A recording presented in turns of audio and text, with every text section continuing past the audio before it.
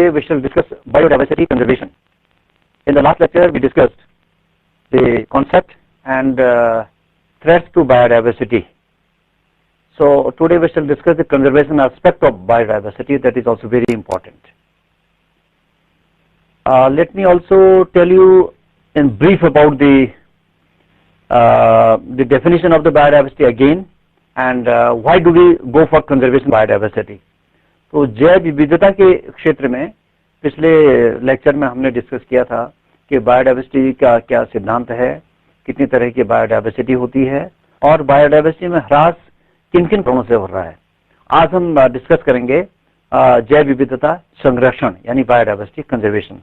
तो बायोडाइवर्सिटी जो है वो बेसिकली यह है कि जितनी भी जीवित चीजें दुनिया के अंदर हैं, पृथ्वी के ऊपर हैं, उन सबको हम जैव विविधता के नाम से सम्मिलित रूप से कहते हैं, जिसमें कि 3 लेवल हम उसको अध्ययन करते हैं उसका. The first level is genetic diversity, second is species diversity and the third is ecosystem diversity. So these 2 levels, ये जो 3 लेवल हैं बायोडाइवर्सिटी के, जैव विविधता के, जो जीन के स्तर पर जो परिवर्तन है या विविधताएं हैं एक प्रजाति के अंदर, उसको हम कहते हैं जेनेटिक डाइवर्सिटी. और एक पूरे पारिस्थितिक तंत्र में जो विभिन्न प्रकार की प्रजातियां हैं, उन सबको मिला के हम उस क्षेत्र के, उसको हम कहते हैं स्पीशीज डाइवर्सिटी. ये दूसरा लेवल है उसका. और तीसरा इकोसिस्टम डाइवर्सिटी का मतलब होता है different kinds of ecosystems present on the earth. दुनिया के पृथ्वी के ऊपर विभिन्न प्रकार के जो पारिस्थितिक तंत्र हैं, जैसे वन है या हम कह सकते हैं चारागाह हैं या मरुस्थल हैं, ये सब के सब इकोसिस्टम डाइवर्सिटी के हिस्से हैं. अब the question is why to conserve biodiversity, why do we go for conservation of biodiversity.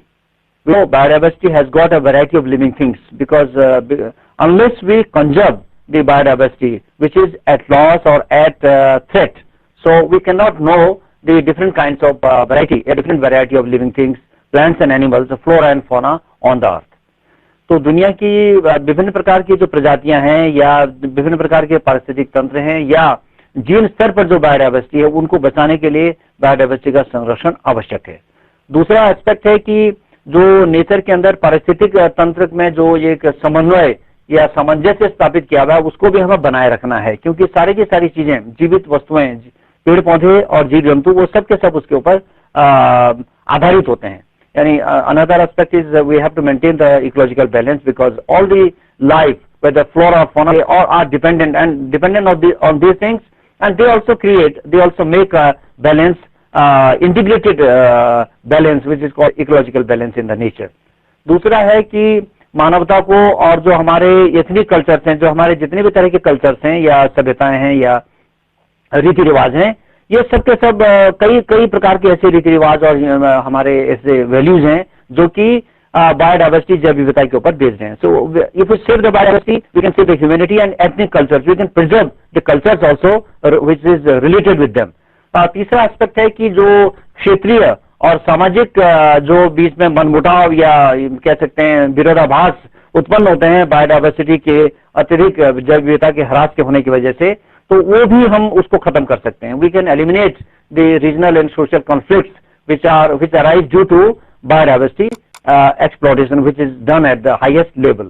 अगर हम दुनिया में देखें जो नेचुरल रिसोर्सेज हैं, प्राकृतिक संसाधन, तो प्राकृतिक संसाधन भी बढ़ते चले गए, उनका उपयोग बढ़ता चला गया. जबकि ह्यूमन पॉपुलेशन, जो हमारी मानव जनसंख्या जितनी बढ़ती चलेगी, तो प्राकृतिक संसाधनों की जरूरत के हिसाब से उनकी भी संख्या बढ़ती चलेगी, उनका एक्सप्लोइटेशन बढ़ता चला गया. और कंजम्पशन रेट अगर हम देखें तो वो जो है बढ़ता चला गया, उनका जितनी भी मानव जनसंख्या हमारी बढ़ती चली गई. So with the increase in population the pressure on the natural resources, major natural resources here we are talking of the biodiversity, तो उसके ऊपर प्रभाव पड़ता है. दूसरी चीज यह है कि कोई भी रिसोर्स है, संपदा है या कह सकते हैं जैव विविधता है या अन्य प्रकार के जो रिसोर्स है, प्राकृतिक संसाधन, उनको हम एक निश्चित तौर पर उसका एक निश्चित उपयोग करें ताकि वो संसाधन भविष्य की पीढ़ियों के लिए भी सुरक्षित रहें. और इसी तरह से हम कह सकते हैं कि वो संसाधनों का हम इतना उपयोग करें जितना हमें आवश्यकता जितनी है, उससे ज्यादा उसको एक इकोनॉमिक रिसोर्स की तरह उसको यूज न करें, बल्कि ऐसे यूज करें कि उसको हम कंजर्व भी करें, बचाए भी रखें, और जितनी जरूरत है, हमारी मिनिमम जरूरत है, उतना उसका उपयोग भी करें. दिस इज कॉल्ड सस्टेनेबिलिटी और sustainable use of resources. So biodiversity के केस में we have to use minimum and optimum use of the resources, biodiversity resource should be done so that it becomes a sustainable resource for us and remains saved and protected for the future generations. अब यह है कि biodiversity, how we have to conserve the biodiversity, what should be the strategies in conservation of biodiversity. So we should first of all we should cultivate the different kinds of varieties. We should preserve the cultivated variety. We should preserve the obsolete cultivars जो खत्म हो चुके हैं या जिनको हम पैदा करते हैं या उगाते हैं, उन सबको बचाने की आवश्यकता है. और जो पुराने कल्टीवार से रेसेस के, यानी जो क्रॉप्स आजकल हमारे पास जो फसलें हैं, वो फसलें जिस तरह के वैरायटीज से उनका विकास हुआ है, उन प्रिमिटिव कल्टीवार्स को बचाने की भी आवश्यकता है. और इसी प्रकार से वो जंगली प्रजातियां जिनसे आज के फसलें पैदा हुई हैं या उनसे संबंधित हैं, वो जैसे हम कहते हैं गेहूं के जो प्रिमिटिव वाइल्ड स्पीसीज हैं वो कौन सी थी जिनसे गेहूं का स्पीसीज बनी या प्रजाति बनी. इसी तरह से चावल है या और तरह के फसलें हैं, दालें हैं जिनके प्रिमिटिव वाइल्ड स्पीसीज जो उनसे रिलेटेड हैं, जो जंगल में प्रेजेंट हैं, तो उनको भी बचाए रखना जरूरी है ताकि इतने प्रकार की विविधता हमारी बनी रहे. इसी तरह से जो जेनेटिक स्टॉक, जो नई प्रकार की हमने वेराइटीज, ये प्रजातियां तो नहीं कहेंगे, वेराइटीज कहेंगे, वेराइटीज जो हमने मानव ने या वैज्ञानिकों ने जो बनाई है, उनको भी हमको बचाए रखना है ताकि वो जेनेटिक स्टॉक भी so that it also remains safe. Similarly, we can say we should go for two types of conservation is there. दो तरह के कंजर्वेशन है. एक तो होता है in situ conservation and another is called ex situ conservation. In situ conservation and ex situ conservation. नाम से पता लग रहा है, in situ का मतलब होता है उस पारिस्थितिकी तंत्र के अंदर या उस क्षेत्र के अंदर, वहीं पर हम उस प्रजातियों का जो कंजर्वेशन के लिए जरूरी है, यानी जिनका अस्तित्व खतरे में है या जिनको लॉस ज्यादा हुआ है या जिनका अस्तित्व बहुत कम है, बहुत कम बचे हैं जिनकी संख्या, उनको हम वहीं पर जाके बचाएं. दूसरा है कि उससे वहां से बाहर लाके बचाएं. तो बाहर लाके जब बचाते हैं, this called ex situ conservation. So in situ conservation what we do is we preserve the old biomass in the habitat और in the ecosystem where they are found. जैसे इसको हम बचाने के लिए कई सारे तरीके हमने अपनाए हैं. जैसे we can create wild life sanctuaries, we have already created national parks, biosphere reserves, conservation reserves and world heritage sites. ये इतने तरह के तरीके हैं इन सिटू कंजर्वेशन करने के, जिसमें हम स्पीशीज को उन्हीं के एनिमल्स या प्लांट जिनके भी स्पीशीज हैं, we can conserve them in their natural habitats. And what we do is we preserve the whole area and we protect the whole area against any kind of exploitation, so that these the species which are susceptible, which are endangered, they also remain preserved. और इसके अलावा जो जंगली प्रजातियां हैं वो भी बची हुई रहती हैं, चाहे वो नुकसान पे हैं या चाहे नहीं है. ये इम्पोर्टेंट है. उत्तराखंड के अंदर से हमारे पास कॉर्बेट नेशनल पार्क है और हमारे पास राजा जी नेशनल पार्क है. बायोस्फीयर रिजर्व में we have got Nanda Devi biosphere reserve, very famous. और इसी तरह से वर्ल्ड हेरिटेज साइट्स में तो हमारे पास अभी है जो वैल्यू फ्लावर्स है, ऑलरेडी वर्ल्ड हेरिटेज साइट में ऑलरेडी है. कंजर्वेशन रिजर्व में हमारे पास है चीला के पास जो स्टैग के लिए, वाइल्ड स्टैग के लिए जो बनाया गया है यहाँ पर कंजर्वेशन रिजर्व, और दूसरा कंजर्वेशन रिजर्व उत्तराखंड के अंदर है जो यहाँ पर आसन बैराज में बर्ड्स के लिए कंजर्वेशन रिजर्व है. Another kind is called ex situ conservation. So here what we do is we use certain experimental methods to save plants and animals and their germplasm by different biotechnical methods and by captive breeding. In case of animals, we can make like we can have the zoological parks. In case of plants, we can have botanical gardens. So we take that species, their seeds, their germplasm, or by tissue culture we multiply them. Suppose some species is at threat or is endangered. So what we do is we take its germplasm, इसका seed लेंगे या इसका कोई tissue लेंगे, उससे हम इसको tissue culture से बनाएंगे. एनिमल के केस में हम कैप्टिव ब्रीडिंग कर सकते हैं जूलॉजिकल पार्क में, जूस के अंदर captive breeding is also one of the important method. दूसरा इसी तरह से हम कर सकते हैं, we can catalog of genetic resources. तो कैटलॉग का मतलब होता है पूरी लिस्ट बनाना, जिन्हें जेनेटिक रिसोर्स हैं, जितनी भी तरह की स्पीसीज हैं, उनके बायोमास हैं या उनसे रिलेटेड जो जेनेटिक स्टॉक्स हैं, उनका हम लिस्टिंग करें, कैटलॉगिंग करें, ताकि पता लग जाए किस क्षेत्र में किस प्रकार की जैव विविधता या वनस्पति या जीव जंतु है. तो कैटलॉग करना इंपॉर्टेंट है. Another is preparation of biological inventory. ये भी उसी तरह की चीजें हैं. बायोलॉजिकल इन्वेंट्रीज में भी हम create the list of plants and animals and also we give their information कि क्या क्या इन्फॉर्मेशन है. कैटलॉगिंग में सिर्फ लिस्ट होती है, लेकिन बायोलॉजिकल इन्वेंट्री से वी गिव मोर इन्फॉर्मेशन. इसी तरह से we can for biodiversity conservation we can have undisturbed land use. No undisturbed land use should be there. और इसी तरह से green house gases and ozone destroying compound they should also be reduced, their emission should be reduced. यानी जो pollution है, industrial pollution या जितने भी तरह के पॉल्यूटेंट्स हैं, इनको हम कम से कम उनका रिड्यूस करें उनको, और कंजर्वेशन बायोलॉजी यानी जो संरक्षण जीव विज्ञान है, एक अलग से एक नया क्षेत्र हम उसमें अध्ययन के लिए स्कूलों में और विश्वविद्यालय स्तरों पर उसको पढ़ाने के लिए अक्सर विषय अनिवार्य करें, तो उसमें भी आवश्यकता है इसकी। इसी तरह से ऐसे एरियाज जहां पर बायोडाइवर्सिटी का बहुत ज्यादा ह्रास हुआ है, वहां पर हमको उस एरिया को या उस क्षेत्र को हमें रिक्लेम करना है और कंजर्व करना है। कैसे? एफॉरेस्टेशन, यानी पुनः वनीकरण करके हम उस क्षेत्र को दोबारा से हरा भरा कर सकते हैं, जहां पर जैसे लाइमस्टोन क्वेरिंग से या किसी और तरह रोड साइड कटिंग से या इंडस्ट्रियल या कोई डेवलपमेंट हो रहा है या कोई और चीज बन रही है, उसकी वजह से अगर प्लांटेशन कम हो गया, वहां की वेजिटेशन खत्म हो गई है, तो दोबारा से वनीकरण करके हम उसको पुनः हरा भरा कर सकते हैं। इसी तरह से सीक्रेट ग्रुप्स को हम बचाना आवश्यकता है। We should protect the sacred groves. Sacred groves are those areas where we can say they are based with the ethnic culture of any area. So in some of the areas what happens, the areas like around temples, around an important area, suppose it may be a group, it may be a valley, it may be top of an area, it may be a small forest along a village, it may be a small grassland patch along an area, it may be it may be a lake, it may be a pond. So these secret groups actually have got a different kind of biodiversity in them. कि इनको secret कहते हैं। Secret इसलिए कहते हैं because ऐसी मान्यता हमारे कल्चर से या हमारे पूर्वजों ने बनाई है कि इनको हमें खत्म नहीं करना है, ये सीक्रेट है, पवित्र है, इनके ऊपर हमें पॉल्यूशन नहीं करना है, कोई गंदगी नहीं करनी है। तो एक इस तरह से धारणा बनाई थी पूर्वजों ने, इससे ये चीजें बची नहीं। सीक्रेट ग्रुप्स का नाम हम देते हैं, इनको बचाया जाना आवश्यक है। इसी तरह से ट्रेडिशनल थेरेपी मेडिसिन प्लांट्स को हम मेंटेन करें, क्योंकि ऐसा ना हो कि मेडिसिन प्लांट्स को इतना ज्यादा एक्सप्लोर कर दें कि खत्म होने लग जाए। So we should also maintain the medicinal plants. We should also do not exploit them to a large extent. इसी तरह से अवेयरनेस कैंपेन्स हैं जो हमारे पास, इस तरह के प्रोग्राम हम चलाएं जो जिसमें हम इनका प्रचार प्रसार कर सकते हैं कि किस तरह से जैव विविधता का संरक्षण हो। फिर इसी तरह से नियमों से कानूनी तरीके से एक्ट बना के, रेगुलेशन बना के भी हम इसका बचाव, जैव विविधता को बचा सकते हैं, यानी उसमें दंड का प्राविधान कर सकते हैं। इसी तरह से अगर कोई प्लांट्स और एनिमल्स हैं, we can protect them, we can patent them. Patent IPR के अंतर्गत उनकी पेटेंटिंग की जा सकती है, वी कैन डू इट। इसी तरह से we should go for biosafety protocol.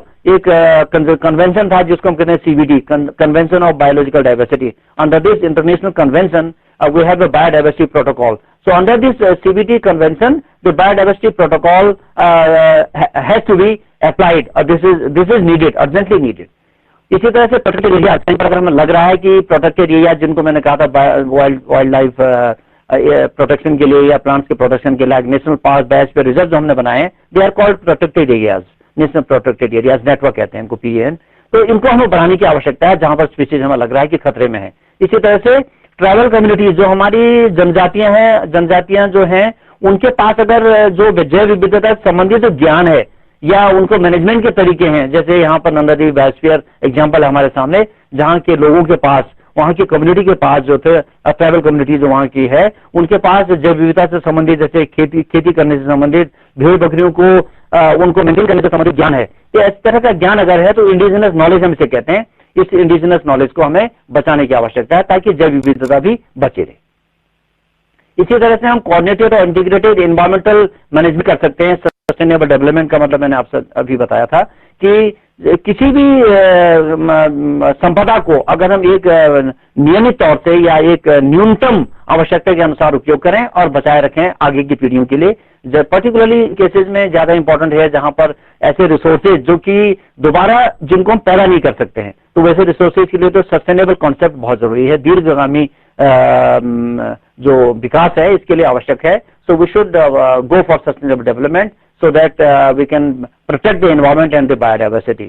Awareness की बात हमने करी थी कि इंडेंजर्ड स्पीसीज के बारे में, बायोडाइवर्सिटी के बारे में, और उसको करने की आवश्यकता है। We should go for it and people's participation is also very important aspect. We should involve the people, जो नेटिव लोग हैं वहां के निवासी हैं, उन लोगों का इन्वॉल्वमेंट और उनको अवेयरनेस कराना, प्रचार प्रसार कराना, इसकी आवश्यकता है बहुत ज्यादा। इसी तरह से एनवायरमेंटल इम्पैक्ट्स को, जैसे हिमालय की बात अगर हम करते हैं, गढ़वाल हिमालय पूरा का पूरा संपूर्ण हिमालय क्षेत्र है, we should control the impacts, like we can say commercial forestry है, टूरिज्म है, रोड कंस्ट्रक्शन है, माइनिंग है, इसके अलावा जितनी भी एक्टिविटीज हैं इनको हमें बिल्कुल इस तरह से डेवलप करें हिमालय के अंदर कि उससे पर्यावरण का या जैव विविधता का नुकसान ना हो, और ये चीजें करें इनको भी सस्टेनेबल वे में हम रखें तो ज्यादा फायदेमंद होगा और बायोडाइवर्सिटी बची रहेगी।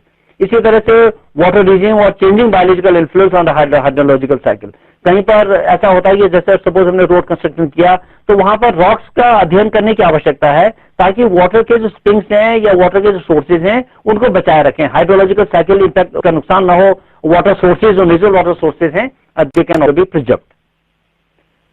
एक कॉन्सेप्ट होता है जिसको हम कहते हैं बेसिक सिटीजनशिप कॉन्सेप्ट। ये जो है मतलब एक क्षेत्र में जो सिटीजन है उनका कॉन्सेप्ट एक दिया गया है टर्म इसके लिए, कि ऐसा कहा जाता है कि हिमालय बेसिक सिटीजनशिप का मतलब होता है जो किसी भी क्षेत्र के वाटरशेड यहाँ पर यूज किया है हमने बेसिक सिटीजनशिप के लिए। वाटरशेड का मतलब वही क्षेत्र होता है जहां पर उसका पूरा का पूरा जो जहां से वो पूरा का पूरा उसका वनस्पति है और पानी के क्षेत्र हैं और जहां से हम रहते हैं उन एरियाज में बेसिक सिटीजनशिप कॉन्सेप्ट का मतलब है कि वहां के निवासी उसके बारे में जाने कि वहां किस तरह से पानी निकल रहा है, किस तरह से वनस्पतियां पनप रही हैं और किस तरह से वो हमको प्रभावित कर रहे हैं या हमको फायदा पहुंचा रही हैं, ये अपने आप ही मेंटेन हो रहे हैं और इसके अलावा बाकी लोगों को फायदा पहुंचा रही हैं। ये बेसिक सिटीजनशिप कॉन्सेप्ट, इसका मतलब ये अगर हम इनके बारे में जानेंगे तो we should be aware about the importance of these resources, at the same time we can also preserve them.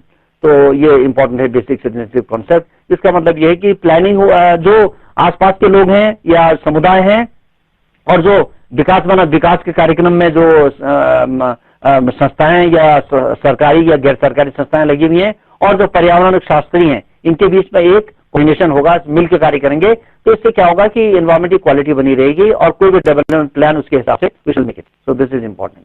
अब एक पॉइंट आता है कि बायोडायवर्सिटी हॉटस्पॉट का मतलब होता है कुछ ऐसे क्षेत्र हैं जो जैव विविधता के हिसाब से हॉटस्पॉट कहलाते हैं। इंटरनेशनली ये टर्म माना गया है। हमारे उसमें देश में 2 हॉटस्पॉट हैं, बहुत इंपॉर्टेंट हॉटस्पॉट हैं। एक तो उत्तरी हिमालय में है नॉर्थ ईस्ट में और दूसरा है साउथ इंडिया में जो वेस्टर्न कोस्ट के तरफ जो इसको हम कह रहे हैं this we have got the reserve forest, rain forest की तरह के स्ट्रक्चर हैं। तो वहां पर 2 इलाकों में हमारे यहाँ पर हॉटस्पॉट्स हैं। तो ये हॉटस्पॉट्स का मतलब होता है जहां पर हम मानते हैं कि एक ऐसा ज्योग्राफिक क्षेत्र है, विशेष ज्योग्राफिक क्षेत्र है जिसमें हैबिटेट लॉस हुआ है कभी कभी, तो उसको अंदर एक विशेष प्रकार की वनस्पति है या जीव जंतु है और उनकी जो संख्या बहुत ज्यादा है। तो यहाँ पर हम कह सकते हैं कि उस इलाके में जो हॉटस्पॉट्स हैं उनके अंदर इस तरह की वनस्पति और जानवर है जो वहीं पर मिलते हैं कभी कभी और हो सकता है बाहर न मिले। ऐसी स्पीशीज को हम एंडेमिक कहते हैं। एंडेमिक तो इस क्षेत्र में जैसे हम कहते हैं हमारी कंट्री में कह सकते हैं या 1500 स्पीशीज जो वेस्टिकल प्लांट्स के एंडेमिक हैं और इन रीजन्स में करीब जो है ओरिजिनल हैबिटेट का जो लॉस है वो बहुत ज्यादा होता है, स्पीशीज का लॉस या उनका ह्रास हमारे पास हुआ है। और अगर दुनिया की बात हम पूरे के पूरे करीब आधी जो जीव जंतु और पेड़ पौधों की जो प्रजातियां हैं वो हॉटस्पॉट्स में पाई जाती हैं। इसीलिए जो है ये करीब 15.7% एरिया पूरी दुनिया का कवर करते हैं हॉटस्पॉट्स। और लेकिन और हैबिटेट जो है इसका हिसाब से 1/10 है, एक 10वां हिस्सा है उसका। इस हिसाब से कह सकते हैं कि ये जैव विविधता के बहुत धनी क्षेत्र कहलाते हैं हॉटस्पॉट्स।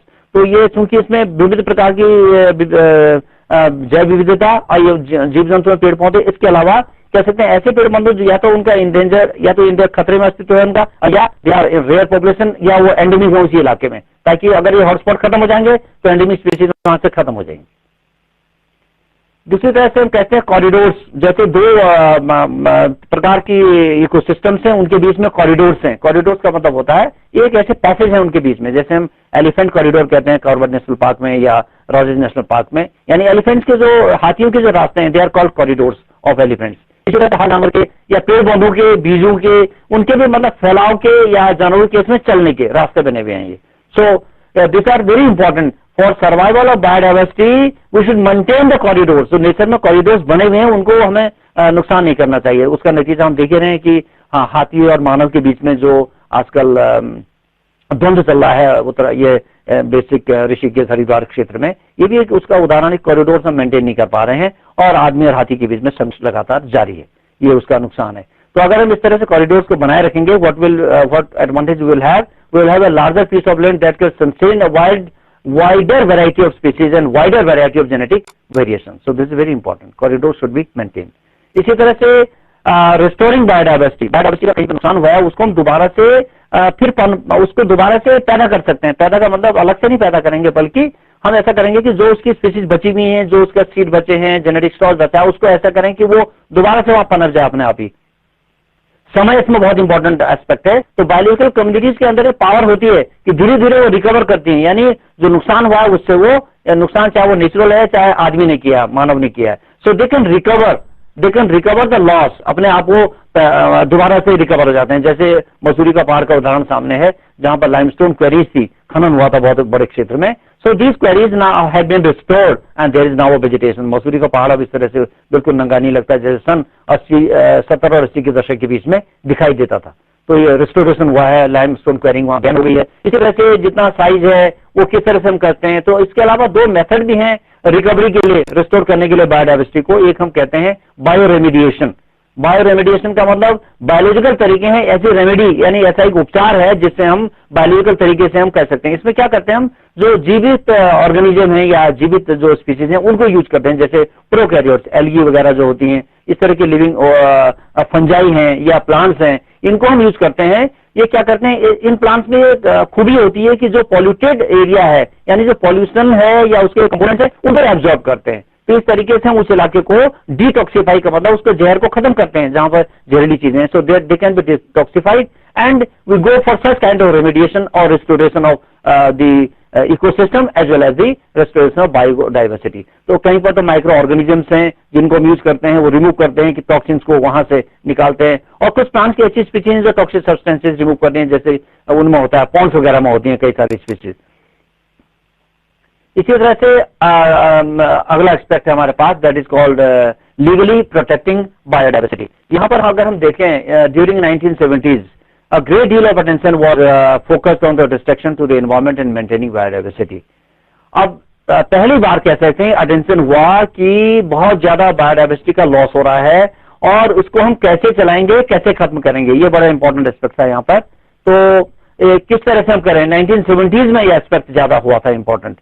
तो लॉज बनाए गए थे उसमें 1970s और 80s के बाद, इस तरह के कानून बने जिससे कि पूरी दुनिया में कानून बने और कई सारे ट्रीटीज हुई आपस में, समझौते हुए देशों के बीच में, और कई सारे प्रोटोकॉल्स भी बने इसमें, ट्रीटीज भी हैं, प्रोटोकॉल्स भी हैं, कंजर्वेशन ऑफ बायोलॉजिकल डाइवर्सिटी भी के अंदर भी इस तरह के प्राविधान थे। तो इसमें यह हुआ कि पूरे इन्वायरमेंट को, जिसकी बायोडाइवर्सिटी को बचाने के लिए हमने इस तरह की ट्रीटीज बनाई या इस तरह के समझौते किए और आपस में एक प्रोटोकॉल्स भी बनाए अंतर्राष्ट्रीय स्तर पर। तो वो कानूनी तरीके से भी कुछ हमने इस तरह कार्य किए हैं जिनसे हम बायोडाइवर्सिटी को बचाने के लिए इस तरह कार्य कर सकते हैं। हमारे पास ऑलरेडी हमारे देश में बहुत सारे एक्ट्स और लॉज या कह सकते हैं इस तरह के प्राविधान हैं। एनवायरमेंटल कंजर्वेशन एक्ट है, बहुत सारे, इसके बाद पॉलिसी भी हैं, फॉरेस्ट पॉलिसीज हैं, बहुत सारे एक्ट्स हैं हमारे यहाँ, हाथी, टाइगर जिनसे संबंधित, और कई सारी स्पीसीज हैं जानवरों की, उनको बचाने के लिए। तो लीगल तरीके से भी कई सारे एक्ट्स बने हुए हैं या हमारे पास लॉज हैं, पॉलिसीज हैं जिनसे हम उनको बचाने के लिए लीगल तरीके से, कानूनी तरीके से कार्रवाई कर सकते हैं। और इसके अलावा बहुत सारे लॉज 1970 के बाद जो बने हैं जिससे ये कहा गया कि बायोडाइवर्सिटी को हम फ्यूचर जनरेशन के लिए कैसे बचा के रखें, ये एक इंपॉर्टेंट एस्पेक्ट था। और इस तरह से हम बायोडाइवर्सिटी को बचाने के लिए हमारे पास बहुत से तरीके हैं कि जहां पर लॉस है या स्पीसीज का हम कह सकते हैं कि लॉस हुआ है किसी भी तरीके से, तो वहां पर हम ये कह सकते हैं कि बायोडाइवर्सिटी को बचाने के लिए सिर्फ एक तरीका नहीं, we have to use a number of means, right from the in situ conservation of species, plants and animal species in their own habitats like national parks, biosphere reserve, and we can also take them out of the area. We can take them to zoological parks, scientific laboratories, research laboratories, and also in the botanical gardens for multiplication and for saving the conservation of these species. We should go for these. For remediation, we should go for many areas. We should reduce the pollution. We should go for reducing the emissions of toxic gases, toxic plant, जहां पर ecosystems में chemical pollution ज्यादा है तो वहां पर we can use the bio remediation method using micro organism, other things, and at the same time we should go for people's participation and awareness programmes among the communities and the natives of any area. So these things are very important so that we can save the biodiversity and conserve the biodiversity. Thank you very much.